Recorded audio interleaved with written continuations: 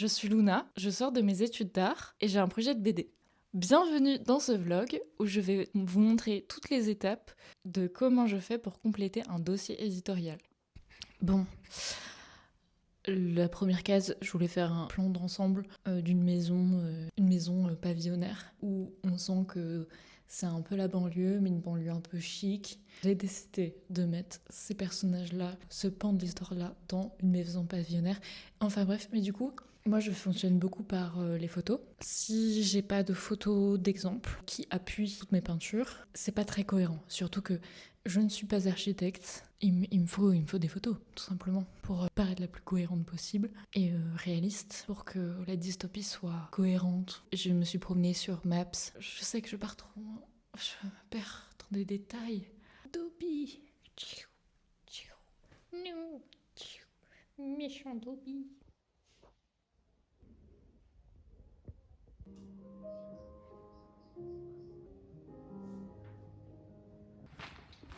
J'arrive pas à travailler, ça me saoule.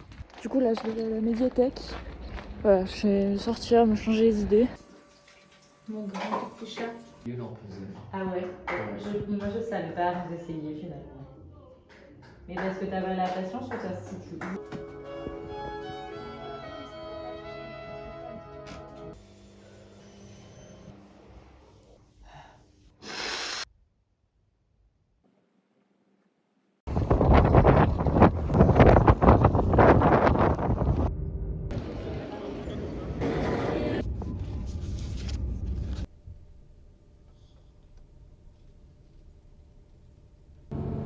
Tu sais que je pense que si tu lèches, tu vas pouvoir t'hydrater. Bon, faut quand même que je vous explique ce que je fous dans la mousse, plus précisément à Bezac. En fait, en 2025, j'ai participé à un concours de BD, un concours organisé par le Crous sur le thème du courage. Et de là, j'ai remporté le 2e prix national. J'ai eu la chance d'avoir plein d'opportunités, dédicaces, expos, festivals, notamment une petite virée à Besançon, où nos planches sont exposées dans un petit café librairie. Et on a été invité aussi à garder les envers d'une résidence, d'un concert dessiné, entre guillemets, par Hugo Travail et Benoît Giffard, alias Gif. C'était fun. Et en fait, surtout, ça m'a rappelé des souvenirs. En fait, j'ai passé 3 ans de ma vie à Besançon parce que j'ai fait mon lycée là-bas. J'y suis très attachée. Alors, petit room tour. Hop, on arrive ici. C'est le bordel, ne faites pas attention. J'étais exténuée hier soir quand je suis rentrée. Voilà, donc c'est très croussable. Très, très, très croussable. Et bien sûr, les fameuses cabines téléphoniques. Bon, c'est parti, on s'habille.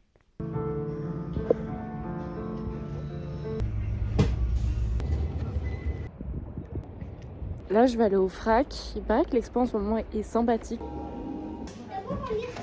Bonjour. Nous sommes vendredi. Hier, c'était l'espèce de vernissage. En réalité, ce n'est pas vraiment un, puisque les planches sont exposées depuis 1 mois. Et donc la rencontre d'hier soir, plutôt bien passée. Il n'y a pas eu beaucoup de monde. Mais j'ai quand même 2 de mes professeurs qui sont venus. C'est toujours touchant de se sentir autant soutenu par des gens que tu ne vois plus et qui ont eu une certaine posture. Enfin, je me rends compte vraiment que j'ai été la Fayotte que je suis réellement.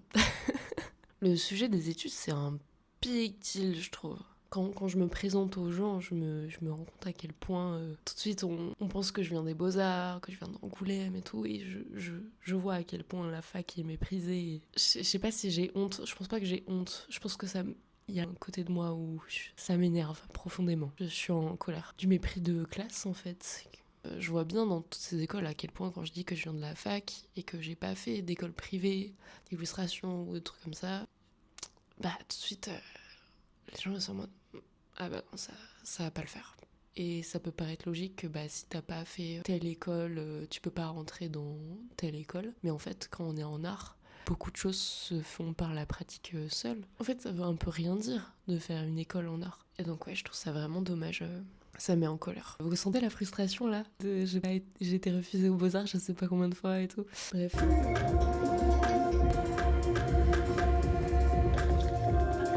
Hello! Je suis de retour à Montpellier City. Je suis de retour sur mon cher bureau avec une nouvelle lampe, comme vous pouvez le voir. J'ai hâte de pouvoir vous la présenter au fil des vidéos. J'ai plein de choses à faire, vraiment beaucoup. Mais je suis très contente d'être revenue chez moi. Administration, liste, nouveau carnet, peinture, plein de choses nous attendent. Donc c'est parti, hein. Pour ce nouveau carnet, je l'ai choisi en vert et c'est mon premier Nocturne. Et j'ai découvert en fait qu'avec les petits points, j'aimais beaucoup dessiner dedans et écrire. C'était déjà rempli, donc j'ai pas trop peur de la page blanche. Du coup, j'ai décidé de continuer sur cette aventure de points, d'en faire du coup mon agenda et mes carnets. Comment je fais mon bullet journal, agenda, truc, organisation. Disclaimer, c'est moche. Alors en fait, je note mes pages, déjà, mes objectifs, et puis après c'est le bordel. Ça sert à ça en fait, un journal, c'est faire des dessins, des journaux intimes, bleu racontage de vie, mais aussi des listes. Et donc moi je suis vraiment pas du tout adepte du journal agenda joli. Je trouve qu'un carnet c'est censé être un endroit où tu expérimentes et quelque chose de pratique surtout. Ça sert à rien de m'enchaîner dans des floritures de trucs, ça me casse les couilles. Donc on va commencer. Agendifier. En fait, le 12 mars, j'ai eu mes règles, du coup, voilà, c'est ce genre de mood. C'est pas très intéressant. Alors, pour les personnes qui n'étaient pas sur YouTube en 2016, ce que je fais s'appelle un bullet journal.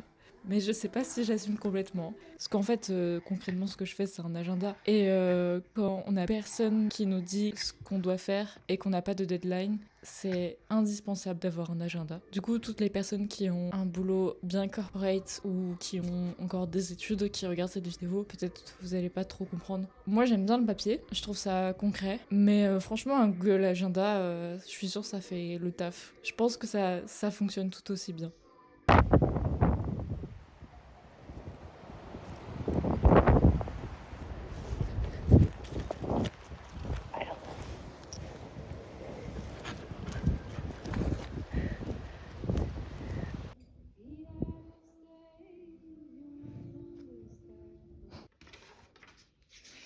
Bon, revenons aux choses sérieuses. Je commence par mes tout petits brouillons, comme j'ai pu vous le montrer dans mon précédent vlog. Là, je précise plus mes idées, et surtout je les rends concrètes. Le brouillon en format A3 est censé représenter ce que la planche va être, ce que je vais devoir décalquer sur mes belles feuilles en coton.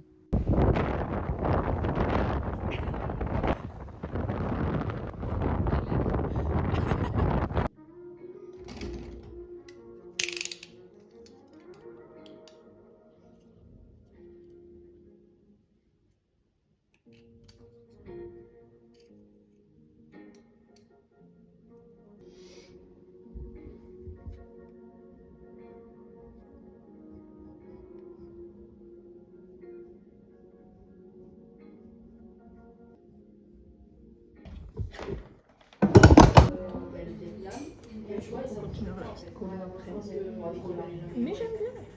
Peut-être je ferai le fond.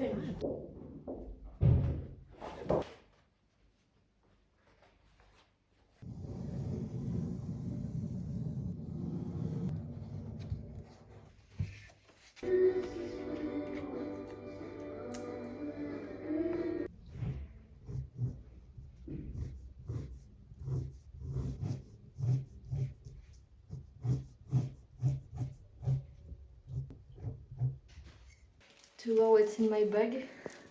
Un poivron, un oignon, une crumbs.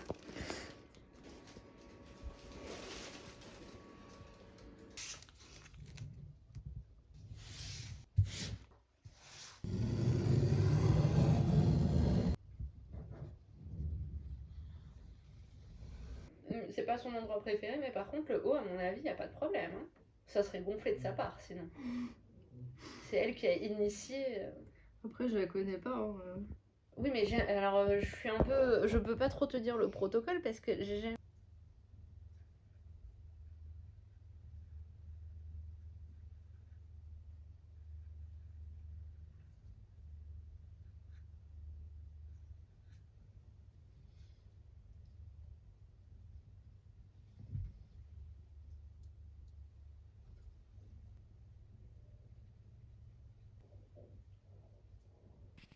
Ça fait, je pense bien, des années que je ne vous ai pas parlé. J'ai fait les 30 premières pages de ma BD et je suis dans l'étape où je commence à peindre 10 planches que j'ai sélectionnées de mes brouillons. Je pensais pas que ça allait me prendre autant de temps. J'ai l'impression que je dis tout le temps la même chose, mais vraiment les choses me prennent beaucoup de temps. En fait, depuis quelques semaines, j'ai du mal à trouver un rythme qui me convient. Et donc mon travail fonctionne sur la procrastination et la culpabilité de ne pas travailler. Ce qui est vraiment pas un rapport sain au travail. Aujourd'hui, on est dimanche. J'essaye de récupérer une erreur que j'ai faite. Comme vous le savez peut-être, je fais mes brouillons en bleu, comme ça. Le bleu me permet de mieux voir avec la tablette lumineuse les traits, les connaisseurs acquiesceront. Il s'avère que j'ai plutôt l'habitude de faire un lavis, donc c'est-à-dire une couche de peinture très diluée qui précède toutes les couches, en jaune, orangé, des tons vraiment chaleureux, parce que en fait mon univers il se passe beaucoup dans la pénombre et en fait j'aime beaucoup les clairs-obscurs, le feu, tout ça. Et en fait, pour le brouillon que je vous ai montré, il met en scène des personnages qui n'ont pas vraiment de rapport avec l'univers que je vous ai cité avant, qui est plutôt un univers assez réaliste et moins chaleureux. Et donc je voulais faire un lavis bleu, un lavis froid. Mais en fait, là, quand j'ai mis mon lavis bleu, et en fait, on voyait plus mon brouillon derrière. On apprend de nos erreurs, hein. Et du coup, j'ai essayé des techniques. Le calque. J'ai décalqué ma planche que je voulais peindre. Ça n'a pas marché. Retour à la case départ. Je me suis rappelé que j'avais du papier carbone que je n'ai jamais utilisé. Et en fait, il s'avère que le test est plutôt pas mal. Bien sûr, comme papier carbone, c'est quand même de l'encre, donc il y a un côté un peu diffus. Mais déjà, je vois ce que je fais, donc c'est cool. Et donc, j'ai redécalqué mon papier carbone que j'ai réutilisé à maintes reprises et ma planche originale avec le lavis bleu. Plutôt satisfaite du résultat. Je suis contente. Je suis dans la semaine où j'ai mes règles. Je pense que j'ai vraiment des règles hémorragiques. Je vous dis tout ce qui se passe. Je n'ai pas de jus. Enfin bref, j'essaye de rattraper mon retard avec cet état. J'ai l'impression de perdre mon temps parce que les attentes que je me fais dans ma tête sont tellement inatteignables. Je m'exige une telle efficacité que je suis constamment déçue de moi-même et que j'ai l'impression de perdre mon temps. Et c'est déprimant les vlogs là. Mon Dieu, qu'est-ce que je me plains tout le temps.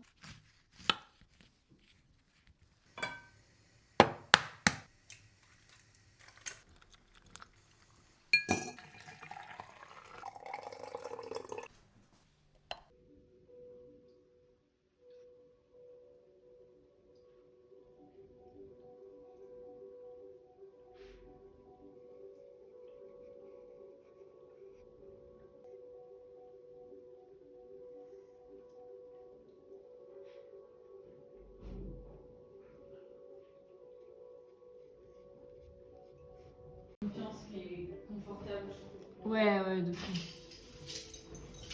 Donc ça fait mal, du coup. Du coup, les conditions sont tellement cool. Enfin, Ouais. tu vois, genre si.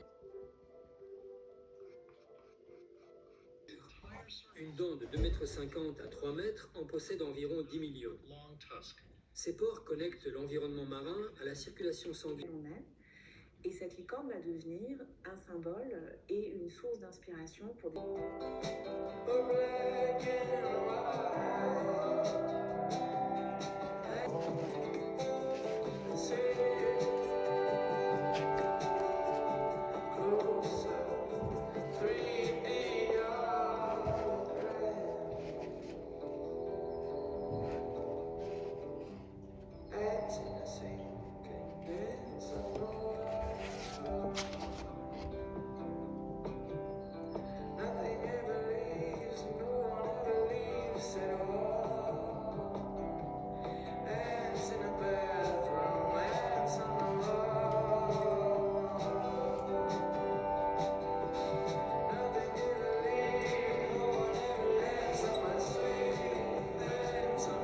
Et j'ai acheté une souris. Tout le monde s'en fout, mais j'ai acheté une souris et c'est incroyable. Depuis que j'ai un ordinateur sur cette terre, j'utilisais mon pad. Et là, en faisant du montage, je me suis dit quand même une souris Luna Morgado, ça serait bien. Alors elle est noire, c'est un peu triste, mais je suis ravie de cette mini souris.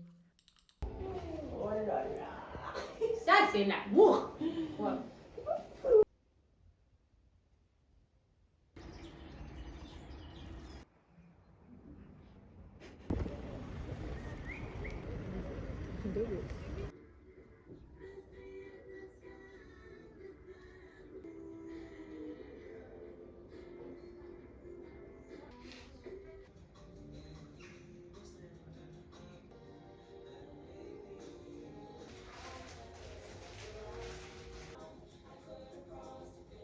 Mais tu l'as trouvé où?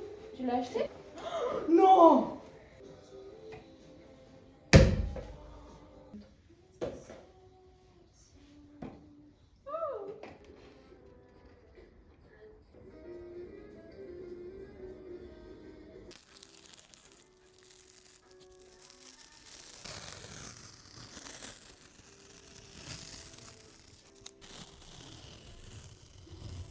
Enfin, hors contexte, vraiment, on se demande si tu vas faire un marché clandestin, quoi.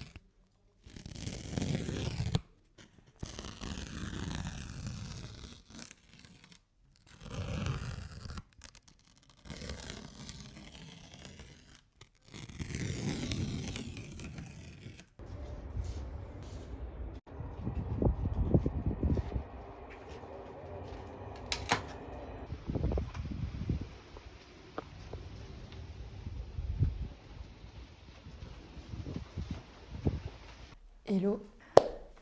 Alors, ça fait un petit moment qu'on ne s'est pas parlé. Ça fait des mois et des mois que l'étape croquis, peinture tire sur la longueur, mais à un point mais monumental. Je suis même pas désolée, parce qu'en fait, c'est le processus. C'est à chaque fois, je me dis, ah, ça va me prendre 1 mois pour faire ça.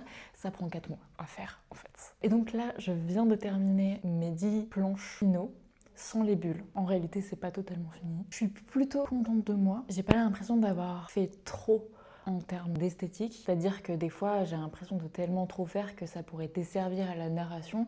Et là, j'ai l'impression d'avoir trouvé un peu un entre-milieu, même si bon, je me contiens pour faire des compositions simples.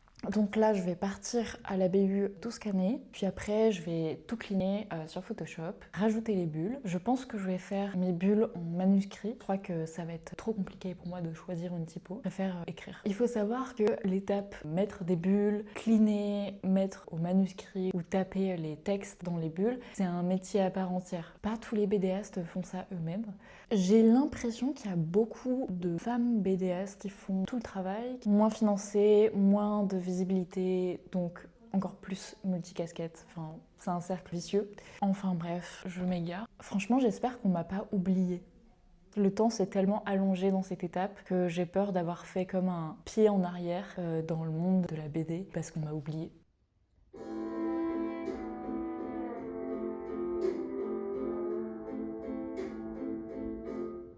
Là, c'est le moment où je fais de l'acting dans ma tête pour avoir un script un peu naturel. Franchement, les écrivains, je sais pas comment vous faites, vous êtes complètement fous. Faire des dialogues, c'est hyper dur.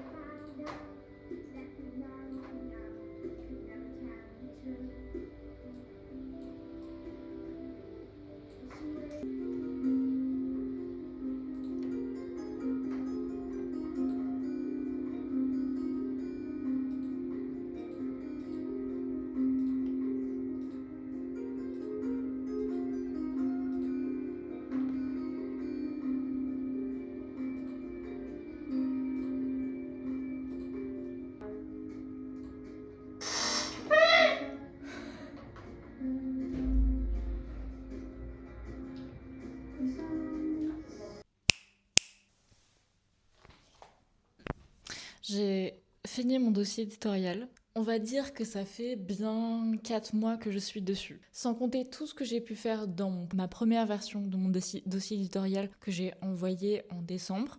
Et ça, j'en parle dans mon vlog précédent. J'ai 32 pages. Il y a des pages qui sont vides, hein. J'ai laissé des aérations, hein, faut pas déconner.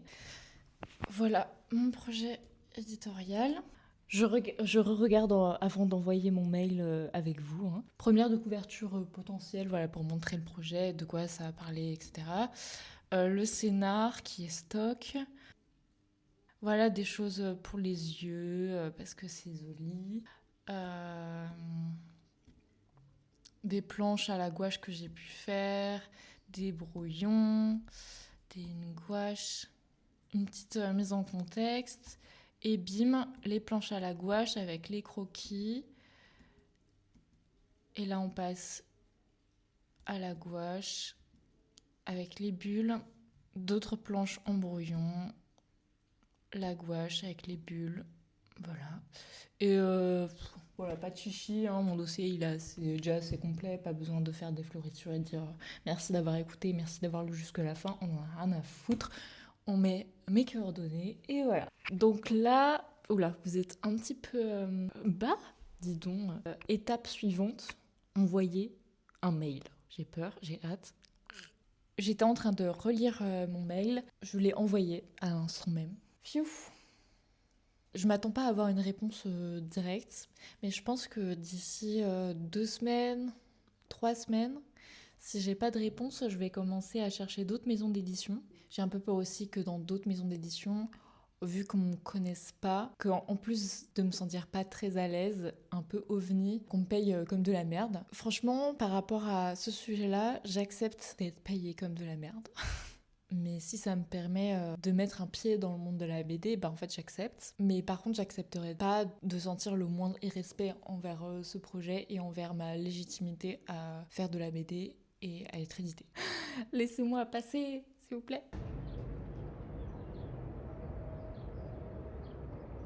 Sur ce, merci d'avoir regardé jusqu'au bout. J'espère que cette vidéo t'a plu. Et à une prochaine. Bisous!